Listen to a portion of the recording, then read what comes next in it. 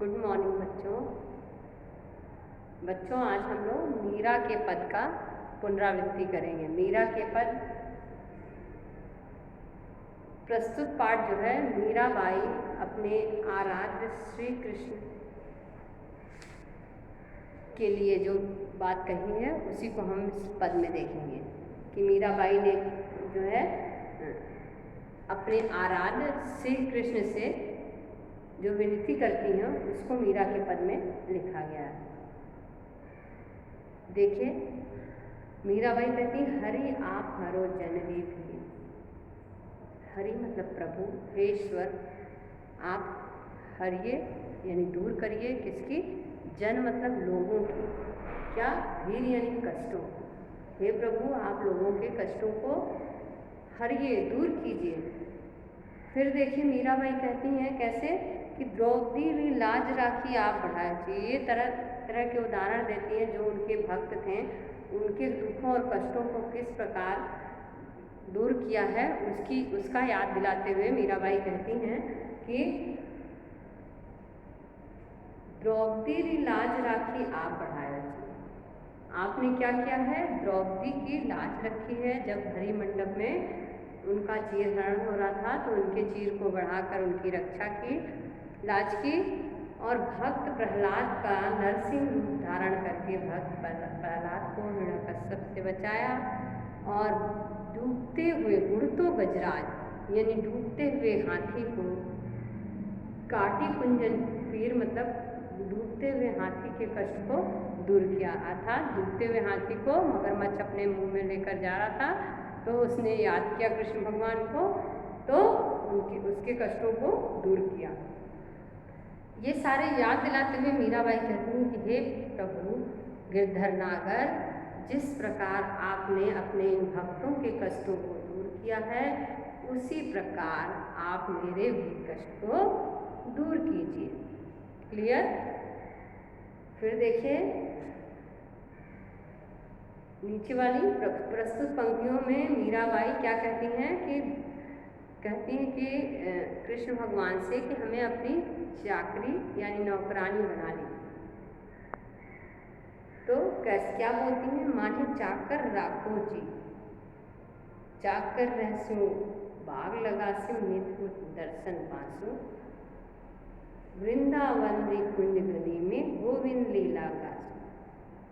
कह रही मानो चाकर राखो जी, मुझे अपनी नौकरानी बना लीजिए। हे प्रभु मुझे अपनी नौकरानी बना लीजिए। कौन कहता है, मीराबाई। किससे, अपने गिरधर गोपाल से। गिरधारी लाला मान्हे चाकर राखो जी, हे गिरधारी गोपाल कृष्ण मुरारी मुझे अपनी नौकरानी बना लीजिए। चाकर रहस्यों बाग लगास्यों नित उठ दर्शन पास्यों। चाकर रहूँगी यानी आपकी नौकरानी रहूँगी तो क्या करूँगी, बाग लगाऊंगी। बाग लगा के क्या करूँगी, प्रतिदिन जब उठूँगी तो आपके दर्शन को प्राप्त करूँगी, क्योंकि आपके वृंदावन में रहूँगी तो आपका काम भी करूँगी और उसके बदले में हमें आपका प्रतिदिन सुबह सो के उठूँगी तो आपके दर्शन प्राप्त होंगे। चाकरी में दर्शन पास्यों सुमिरन पास्यों खर्ची, भाव भगत जागीरी पास तीनों भाषा तरसी। फिर कहती हैं देखिए मीराबाई, चाकरी जब करूँगी तो उससे क्या होगा, आपके दर्शन प्राप्त करूँगी। सुमिरन करूँगी, दर्शन जब होगा आपका तो मैं आपको सुमिरन करूँगी, आपको याद करूँगी। तो ये जो दर्शन सुमिरन जो है, दर्शन करूँगी और जो सुमिरन करूँगी ये मेरा खर्च के रूप में होगा और ये भक्ति जो है मेरी जागीर होगी, संपत्ति होगी। इस प्रकार भाव भक्ति और जागीर तीनों चीज मुझे प्राप्त होगी।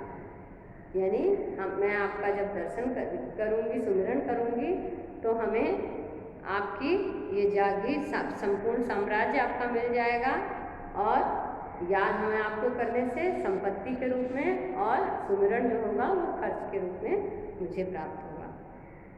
फिर बोल रही हैं मोर मुकुट। फिर देखिए इस पंक्तियों में भाव भक्ति जागीर तीनों चीज मुझे प्राप्त होगी, तीनों बाता सरसी, तीनों चीज हमें प्राप्त हो जाएगी, मिल जाएगी। ठीक है। फिर देखिए प्रस्तुत पंक्तियों में इन्होंने मीराबाई ने श्री कृष्ण के रूप सौंदर्य का वर्णन किया है कि किस प्रकार श्री कृष्ण भगवान का रूप है, पीताम्बर पहने हुए हैं और मोर मुकुट धारण किए हुए हैं, किस प्रकार उनके रूप सौंदर्य का वर्णन किया है। देखिए, मोर मुकुट पीताम्बर शोभे गल वैजंती माला, वृंदावन में धेन चरावे मुरली वाला। कहती हैं मोर मुकुट, मोर का मुकुट और शरीर पर पीला वस्त्र सुशोभित है, किस पे? मुरली वाले के, हमारे गिरधर गोपाल पर। और वृंदावन में जो धेनु चरा रहे हैं, मुरली बजाते हुए वृंदावन में अपनी गायों को चरा रहे हैं। ऊंचा ऊंचा महल बनाओ बिच बिच राखो बारी, सांवरिया रा दर्शन पासो पहन कुसुमी साड़ी। कह रही हैं ऊंचे ऊंचे महल के बीच में हम जो है क्यारी बनाएंगे और उसमें क्या करेंगे? बिच बिच राखो, उसमें क्यारी बनाएंगे। अपने सांवरिया के दर्शन, अपने प्रभु के दर्शन पाने के लिए हम कुसुमी यानी लाल रंग की साड़ी पहन के जाएंगे और उनके दर्शन को प्राप्त करेंगे। आधी रात प्रभु दर्शन दीजियो जमुना जीरे तीरा, मीरा रा प्रभु गिरधर नागर जोड़ो उधरो शरीरा। कहती हैं मीराबाई, हे प्रभु आप मुझे आधी रात को दर्शन दीजिए। कहाँ पर? जमुना जी के किनारे। मीरा जो कहती हैं, हे प्रभु गिरधर नागर, मुझे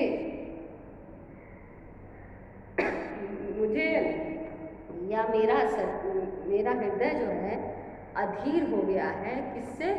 आपके दर्शन को प्राप्त करने के लिए, आपसे मिलने के लिए हम जो है एकदम अधीर हो गए हैं। हियोड़ो धरो अधीरा, तो मतलब हृदय जो है मेरा अधीर हो गया है, किससे मिलने के लिए? आपको मिलने के लिए या आपके दर्शन को प्राप्त करने के लिए मेरा जो है हृदय अधीर हो गया है, यानी व्याकुल हो गया है।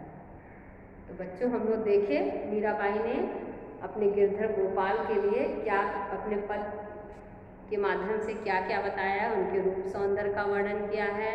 उनकी भक्त बनना चाहती हैं और कहती हैं जैसे आपने अपने भक्तों की रक्षा की वैसे मेरी भी रक्षा कीजिए। उनकी चाकरी करना चाहती हैं, उनके रूप सौंदर्य का वर्णन करती हैं। ये हम लोगों ने पाठ में देखा। तो बच्चों, आप पाठ के भावार्थ समझ लिए हैं, इसका हम लोग रिवीजन कर लिए। पाठ में दिए गए प्रश्नों को भी आप अच्छे से तैयार करेंगे।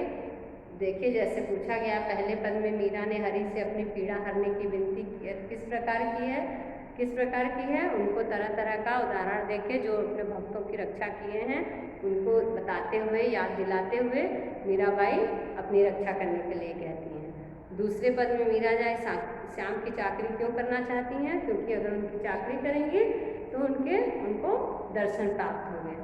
फिर तीसरा है कि मीरा ने श्री कृष्ण के रूप सौंदर्य का वर्णन कैसे किया है? वही सिर पर मोर मुकुट धारण, पीताम्बर सोहे, गले में वैजंती माला पहने धेनु यानी गाय चरा रहे हैं, इस प्रकार उनके रूप सौंदर्य का वर्णन किया है।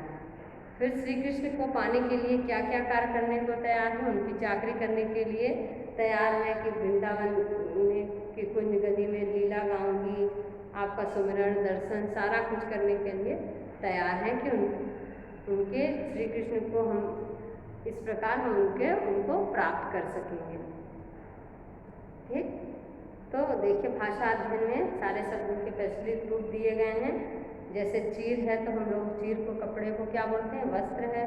धर्यो मतलब धारण करना, कुंजर हाथी, वृंदावन को वृंदावन। देखिए, ये मीरा के पद राजस्थान से संबंध रखती थी, इसलिए मीराबाई अपने पद में राजस्थानी शब्दों का प्रयोग किया है। हिवड़ा मतलब हृदय, घड़ा मतलब बहुत, मेरा हृदय बहुत अधिक अधीर है, और लगासी मतलब लगाऊंगी, घुड़ता मतलब डूबता। ये जो प्रचलित शब्द है उसको इसमें बताया गया है। तो बच्चों, आज हम लोग मीरा के पद पाठ का पुनरावृत्ति किए। आप घर पे अच्छे से पाठ में दिए गए प्रश्नों को याद करेंगे। पाठ से अलग भी जो प्रश्न उत्तर मैंने दिखाया है उसको भी याद करेंगे। कि जिससे कहीं से भी कोई प्रश्न पूछने पर आप उसके उत्तर दे सकें। तो बच्चों, हाफिज़ली एग्ज़ाम के लिए आप भावार्थ, संदर्भ प्रसंग सहित भावार्थ और सभी प्रकार के प्रश्न जो दिए हैं पुस्तक में उसको याद करेंगे। धन्यवाद।